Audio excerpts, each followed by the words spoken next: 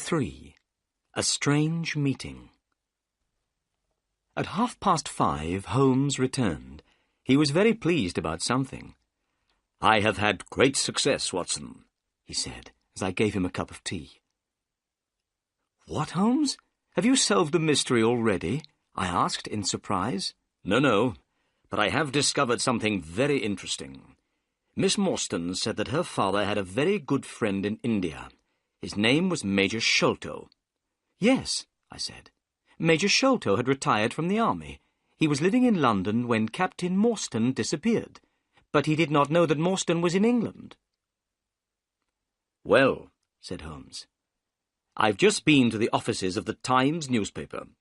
I looked through the old copies of the newspaper, and I discovered that Major Sholto died on the 28th of April, 1882. "Perhaps I'm very stupid, Holmes, but I don't see why this discovery is interesting." "Listen," Holmes said. "Captain Morstan disappeared. He had one friend in London, Major Sholto. But Major Sholto said that he didn't know that Captain Morstan was in London. 4 years later, on the 28th of April, 1882, Sholto died. A few days later, on the 4th of May, 1882, Captain Morstan's daughter saw the advertisement in a newspaper. Then she received a valuable present. These presents came every year. Why do the presents arrive on that day? They must have something to do with Sholto's death." I was still puzzled. "But Sholto died 6 years ago," I said. "Why did Miss Morstan receive that letter today, 6 years later? The letter speaks of telling her the truth. What can it mean?" "I hope that we'll find the answers to these questions tonight, Watson," said Holmes seriously. "Are you ready? It's 6 o'clock, and here is Miss Morstan." Miss Morstan entered the room. She was wearing a dark cloak and hat. She did not seem afraid, but her beautiful face was very pale. I picked up my hat and my heaviest stick. I noticed that Holmes took his gun from his drawer and put it into his pocket. We got into a cab and were soon on our way to the Lyceum Theatre. In the cab, Miss Morstan took a piece of paper out of her bag. "Mr. Holmes, I forgot to show you this. This note was found in my father's luggage. It is very strange. I don't know what it means. Perhaps it isn't very important, but I wanted you to see it." Holmes unfolded the note carefully and spread it on his knee. He took a magnifying glass out of his pocket and examined the paper.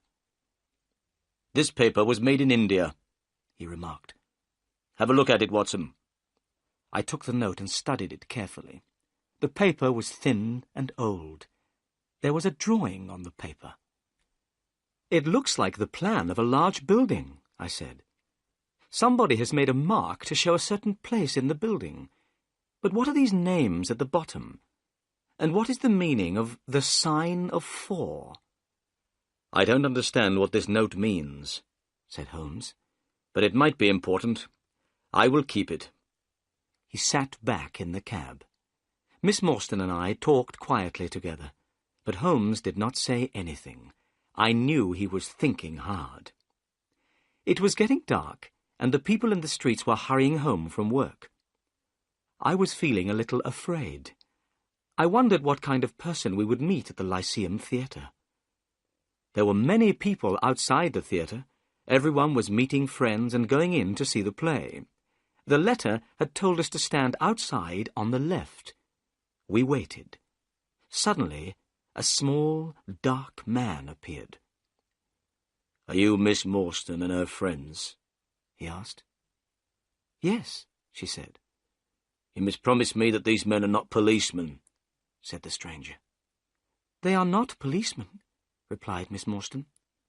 "Then come with me," said the man. He led us quickly across the street to another cab and opened the door. We went inside. The man closed the door and jumped up onto the driver's seat of the cab. The horse moved off quickly. We passed through so many streets that I was very soon lost. I had no idea where we were going. I was feeling nervous, and Miss Morstan's face looked white. Sherlock Holmes was calm. Our strange driver did not turn round or speak to us. The only sound was the noise of the horse's hooves.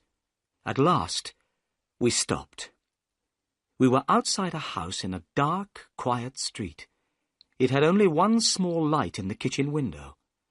There were no lights in any of the other houses in the street. We knocked at the door. It was opened immediately by an Indian servant. The Indian was wearing a bright yellow turban on his head. He had white clothes and a yellow belt. It was very strange to see such brightly coloured clothes in this quiet street in London. "My master is waiting for you," said the servant. As he spoke, we heard a man's voice. It came from one of the rooms inside the house. "Bring them in to me," the voice called. "Bring them straight in to me."